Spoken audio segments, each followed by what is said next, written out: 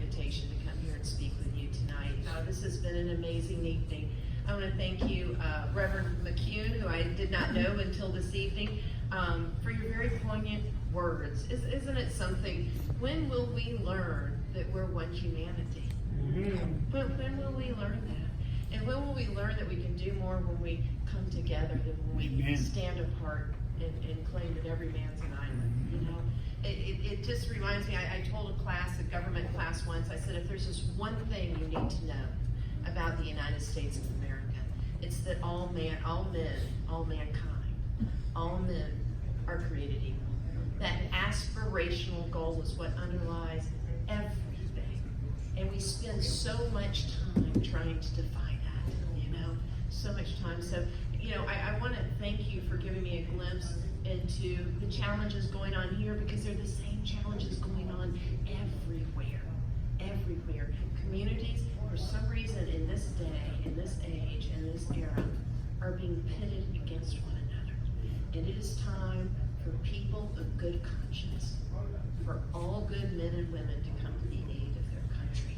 And that's why it's wonderful to see you all here tonight. Thank you for being those people of good conscience. And thank you for coming to the aid of this country.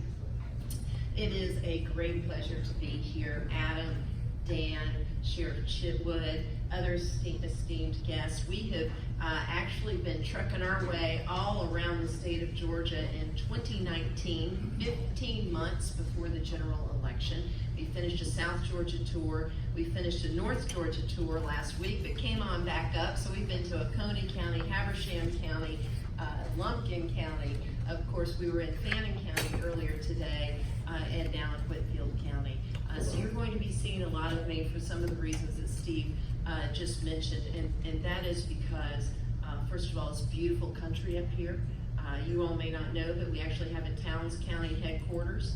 My husband and I own a little place in Tate City, and I plan on carrying the vote in Tate City, all 17 votes over there. But in any event, so we get to come up here quite often and use that as a base, and so that's even yet another reason why you're going to be seeing us up here.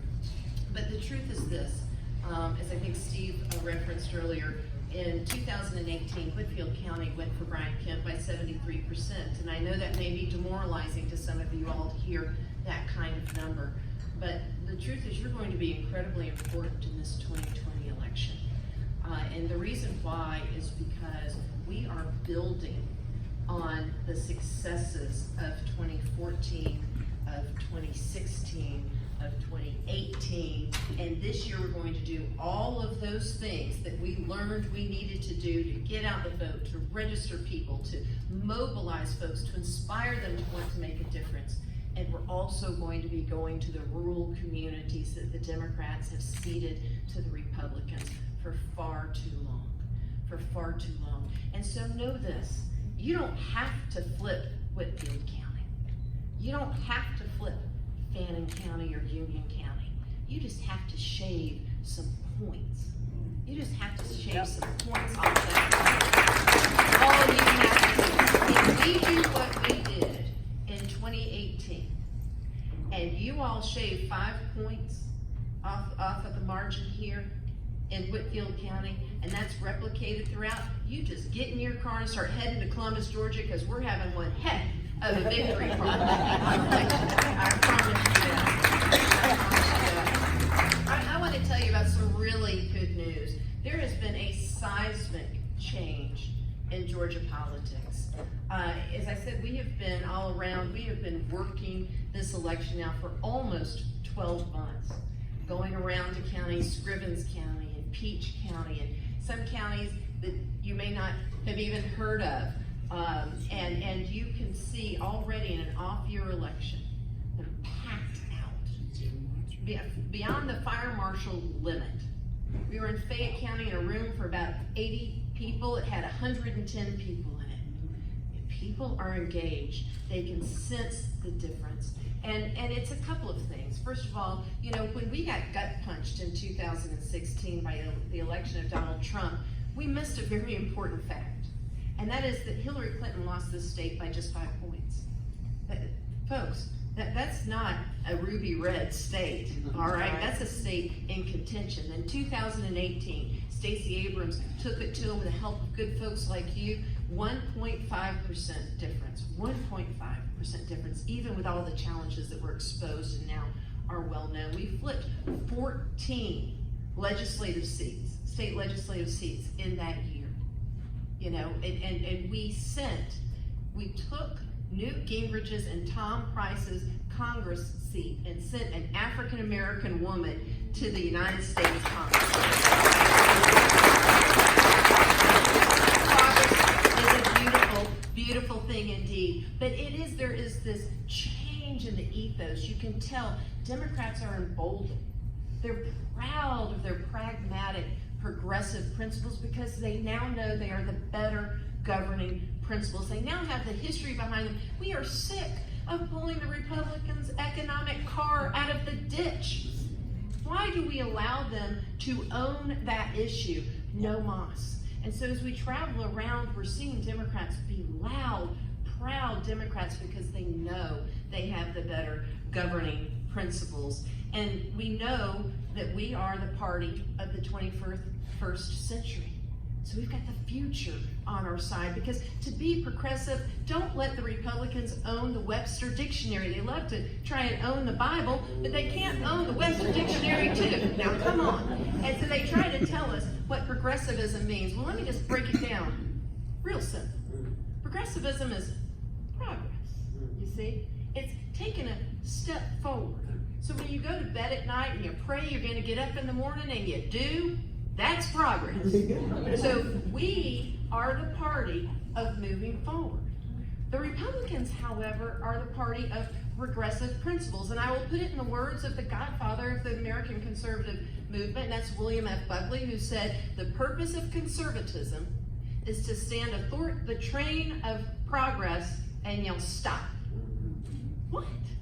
To stand athwart the train of history, the train of progress, and yell stop. It's about standing still. It's about going backward. It's about going backward. And so they might have the 20th century playbook, but we've got the 21st century playbook, and that's why we're going to win.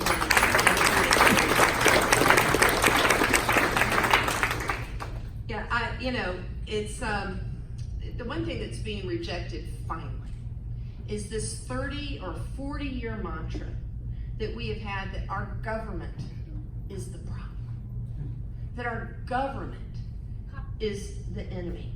In the words of the great conservative Tea Party icon, Grover Norquist, he said he wants to drown government in the bathtub, right?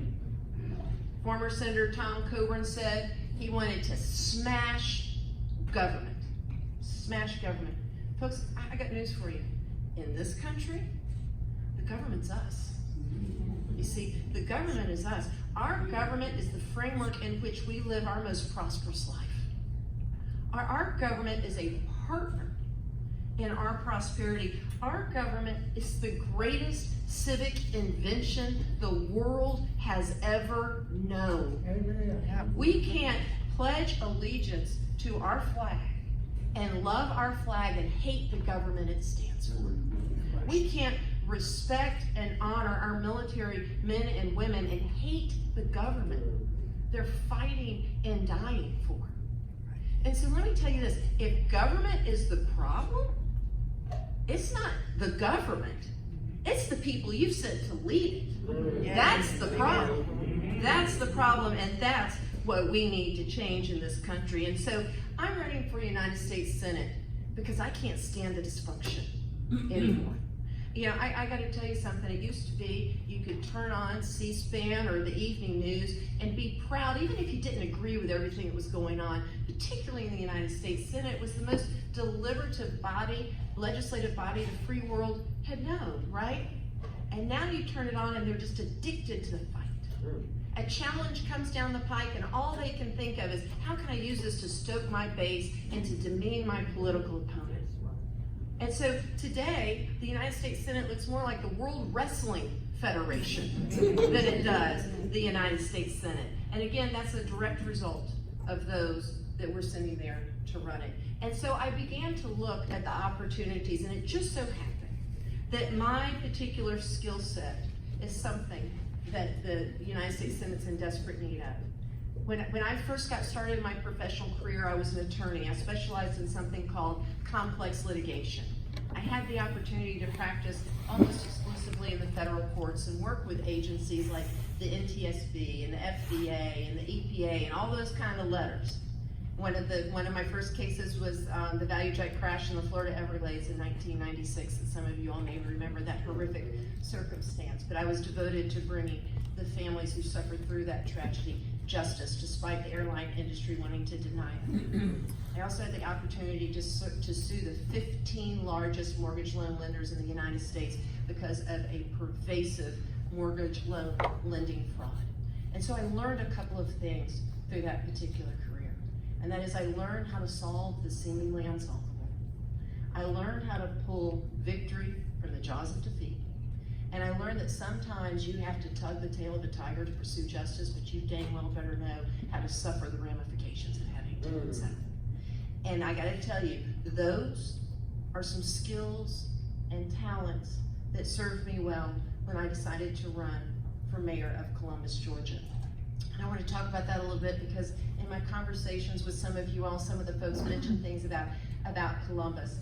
You know, Columbus is actually the little Chicago of politics. It is the NFL down there. And when I ran the first time, it was an open seat. There were 4 folks running, and they were quite qualified and had their own constituencies. It was an 11-month race. We had 44 debates. 44 debates, if you can believe that. And I ended up winning with 68% of the vote, and that did not happen by accident.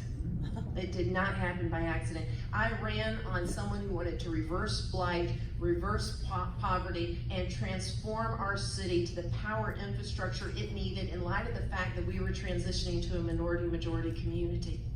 And our leadership and our power structure didn't reflect that at all. And if we didn't make changes, it was going to result in civic instability. And all of the pundits told me, that ain't gonna fly. Nobody's gonna vote for you because nobody's gonna understand that. Well, 68% of the people understood it. And we got in there and we started transforming that community to the vibrant, thriving community it is today. But some folks still had some trouble with that. And so the executive vice president of the Chamber of Commerce resigned his position to run against me in my re-election.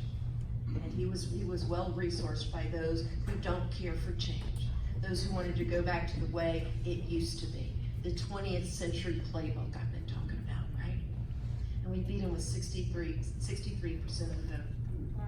That shows you people want the future. They want the future. Columbus, Georgia is a community of 200,000 people. As I said, it's a minority-majority community. It's a very complex and intensive political environment. The mayor of Columbus, Georgia, there's 528 mayors in the state of Georgia, and they all have different roles and responsibilities pursuant to their charter. But in Columbus, the mayor is the chief elected officer of both the county and the city services because it's a consolidated government. The mayor is also the public safety director.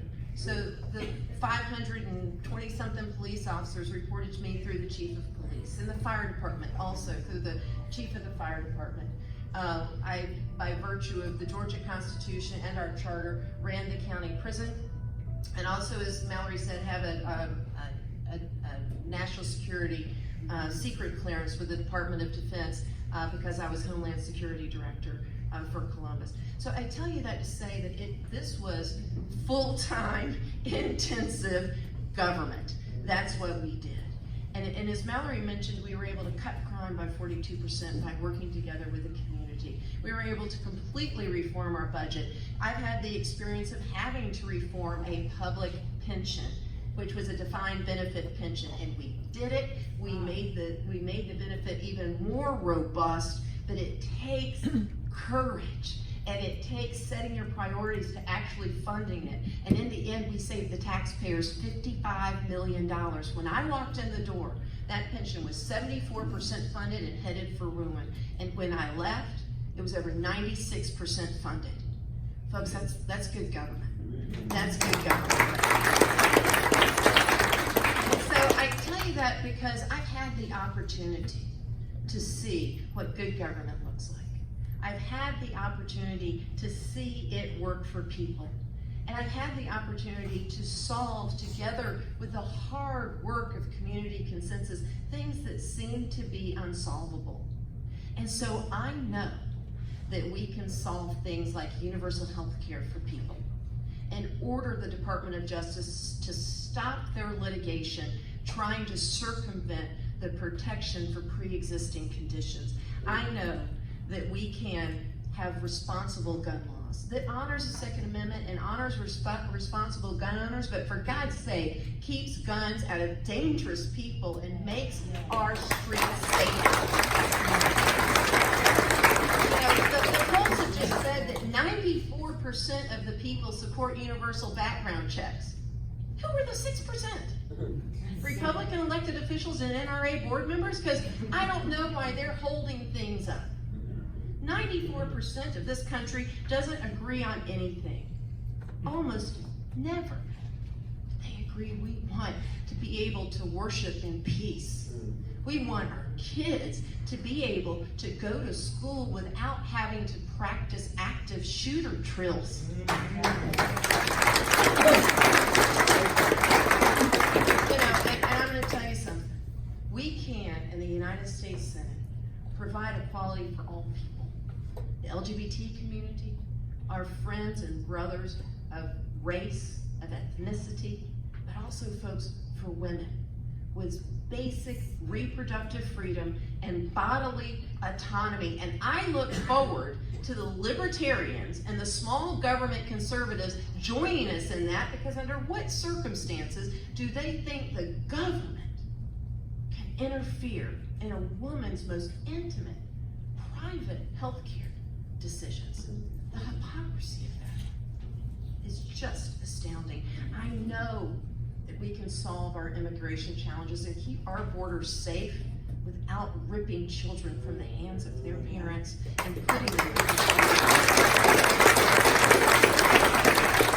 I know that we can amend the Voting Rights Act and apply it to all 50 states, because for goodness sake, if there's one thing that's sacred in this country, it's got to be one person, one vote. So let's bring back pre-clearance and ensure one person, one vote. And I gotta tell you this, climate crisis. You know, for too long, we've been debating science, proven science. Do you know that the first article connecting the production of carbon and its effect on global temperatures was in 1896? Wow. Think of all the runway that we have burned up to find modest and moderate steps to resolve this crisis. But I'm telling you, some of you in the room are old enough to know this. You're old enough to know that we fought a battle similar to get rid of fluorocarbons and stop the erosion of the ozone layer. We can do this, folks. And yes, we could have done it in a more moderate fashion, but the climate change deniers owe Jimmy Carter and Al Gore an apology, because we had leaders trying to warn us of this decades ago. And so don't come to me crying that we've got to make some drastic changes now, that you don't like the drastic changes. Had we listened to people that tried to tell us about science and logic earlier, then we could have done it differently. But now, we're paying for it anyway. You're paying for the climate crisis right now, whether you live on the coast or not, because with the rains we're having and the droughts some of our areas are having, it's fundamentally affecting our cities. I know in Columbus, we're having so many heavy rains at such a clip we've never had before that our stormwater sewer system is under distress, and we're worried about collapsing of certain aspects of it. That's hundreds of millions of dollars to replace.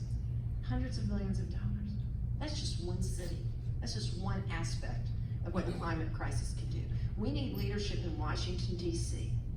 so that we can, as a federal government, set a tone for this country to resolve our challenges like climate crisis and use it as an opportunity to create jobs and new innovative sectors for our future, for our 21st century vision. Folks, these are some dark times. We have elected officials using our government, not as a tool to solve our common challenges, but as a weapon to divide us. We have elected officials that apparently think that being in public office is about power and not about service. They've missed